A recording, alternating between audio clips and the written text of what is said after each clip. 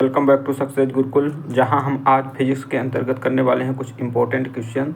तो आज हम करेंगे विद्युत धारा इलेक्ट्रिक करंट से संबंधित टॉपिक, और इससे अलावा एक और अन्य टॉपिक चालकता से संबंधित भी प्रश्नों को हम देखेंगे। तो दो टॉपिकों को हम आज के वीडियो में कवर करेंगे। तो आप अगर आज पूरा वीडियो देख लेते हैं तो दो इम्पोर्टेंट टॉपिक फिजिक्स के आपके रिवाइज हो जाएंगे। तो आज जितने भी इम्पोर्टेंट प्रश्न हैं वो सभी आपके परीक्षा की दृष्टि से काफ़ी ज़्यादा काम के हैं। ऐसे ही प्रश्न क्या है परीक्षा में पूछे जाते हैं, स्पेशली एसएससी और रेलवे के एग्जाम में। तो आइए देखते हैं प्रश्नों को। फर्स्ट प्रश्न है कि हाइलोजन लैंप का तंतु किस मिश्र धातु से निर्मित होता है। तो जो हाइलोजन लैंप का तंतु होता है वो निर्मित होता है टंगस्टन और सोडियम से। टंगस्टन और सोडियम से निर्मित होता है हाइलोजन लैंप। नेक्स्ट प्रश्न आता है कि 1 किलोवाट का मान कितना होता है। 1 किलोवाट का मान होता है 3.6 इंटू 10 की पावर 6। 3.6 इंटू 10 की पावर 6 जूल होता है 1 किलोवाट का मान। अगला प्रश्न है विद्युत बल्ब के तंतु का तापमान कितना होता है। विद्युत बल्ब के जो तंतु होता है उसका तापमान होता है 2000 सेल्सियस से लेकर 2500 सेल्सियस। 2000 से लेकर 2500 डिग्री सेल्सियस के बीच होता है किसका, विद्युत बल्ब का तंतु का तापमान। बिजली के बल्ब की तुलना में फ्लोरोसेंट ट्यूब विद्युत ऊर्जा को प्रकाश ऊर्जा में अधिक मात्रा में परिवर्तित करती है, इसलिए बिजली के बल्ब की तुलना में फ्लोरोसेंट ट्यूब का अधिक उपयोग किया जाता है। फ्यूज में प्रयुक्त होने वाले तार की विशेषता क्या है। जो तार फ्यूज में प्रयुक्त किया जाता है उस तार की विशेषता क्या होती है। तो वो तार जो होता है वो उच्च प्रतिरोधक शक्ति का तथा निम्न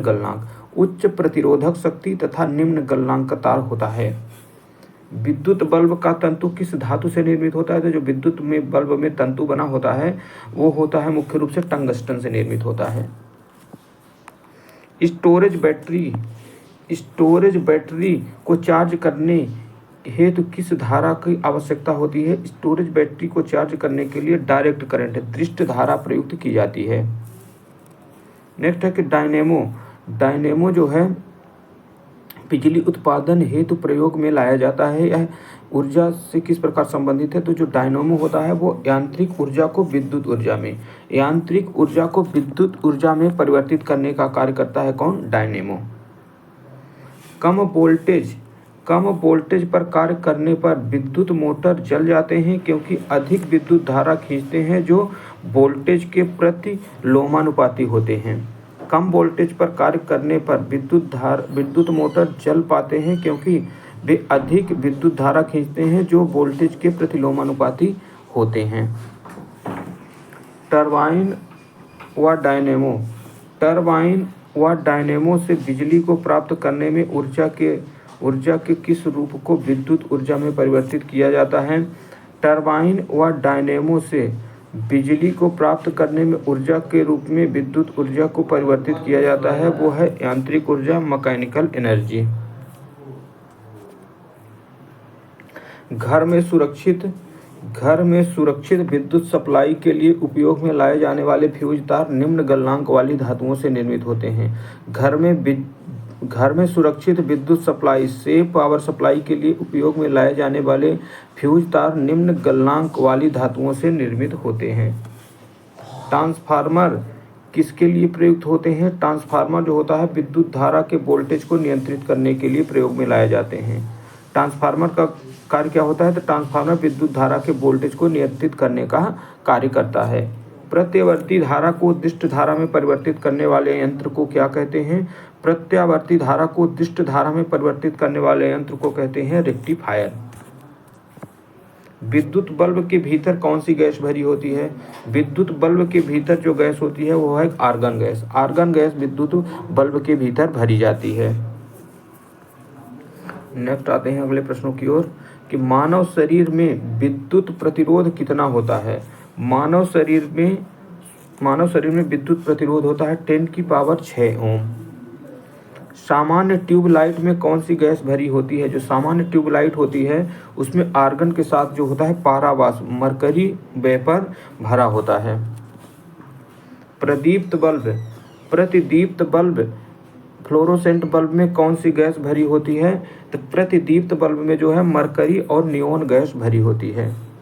विद्युत चालकता की दृष्टि से सर्वाधिक सुचालक धातु कौन सी है? विद्युत चालकता की दृष्टि से सर्वाधिक सुचालक है वो है चांदी। चांदी जो होती है वो सबसे ज़्यादा विद्युत की सुचालक होती है। इसके बाद आता है तांबा। पृथ्वी के विभव को शून्य माना जाता है क्योंकि पृथ्वी से कोई आवेश लेने या देने पर इसके विभव में कोई परिवर्तन नहीं होता है। पृथ्वी के विभव को शून्य माना जाता है क्योंकि पृथ्वी से कोई आवेश लेने या देने पर इसके विभव में कोई परिवर्तन नहीं होता। आर प्रतिरोध वाले एक तार को पिघलाकर उसकी आधी लंबाई के तार में ढाला जाता है तो तार का नया प्रतिरोध क्या होगा? यदि आर प्रतिरोध का एक तार है उसको पिघलाकर आधी लंबाई के तार में ढाला जाता है तो तार का नया प्रतिरोध क्या होगा? R/4 हो जाएगा, उसका 1/4 प्रतिरोध हो जाएगा। नेक्स्ट आता है प्रश्न कि विद्युत आवेश में भंडारित करने के लिए किस उपकरण का प्रयोग किया जाता है? विद्युत आवेश को भंडारित करने के लिए जो है कैपेसिटर संधारित्र का उपयोग किया जाता है। विभव पोटेंशियल वोल्टेज क्या निर्धारित करता है? तो विभव जो होता है पोटेंशियल वो आवेश प्रवाह की दिशा को निर्धारित करता है। किसी चालक तार के प्रतिरोध का पर तापमान बढ़ाने पर क्या प्रभाव पड़ता है? किसी चालक तार के प्रतिरोध पर तापमान बढ़ाने पर चालक का प्रतिरोध बढ़ता है। श्वेत प्रकाश को नली में कैसे उत्पन्न किया जाता है? श्वेत प्रकाश में नली को जो है तंतु को गर्म करके उत्पन्न किया जाता है। विद्युत ऊर्जा को यांत्रिक ऊर्जा में परिवर्तित करने वाली युक्ति कौन सी है? विद्युत ऊर्जा को यांत्रिक ऊर्जा में परिवर्तित करने वाली युक्ति विद्युत मोटर है। विद्युत चुम्बकीय प्रेरण पर आधारित युक्ति के दो उदाहरण कौन से हैं? डायनेमो एवं विद्युत मोटर। डायनेमो और विद्युत मोटर जो है विद्युत चुम्बकीय प्रेरण पर आधारित युक्ति के दो उदाहरण हैं। प्रत्यावर्ती धारा एवं विभवांतर को मापने के लिए क्रमशः आमीटर एवं वोल्टमीटर का प्रयोग किया जाता है। प्रतिवर्ती धारा और विभवांतर को मापने के लिए क्रमशः आमीटर एवं वोल्टमीटर का प्रयोग किया जाता है।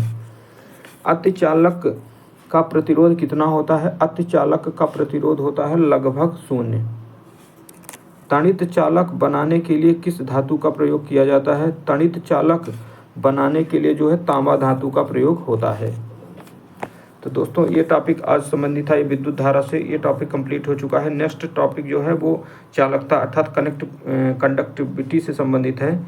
इस टॉपिक को हम अगले वीडियो में कवर कर देंगे। तो आज की वीडियो को यहीं तक रखते हैं। तो आज की वीडियो में आप सभी को जुड़ने के लिए बहुत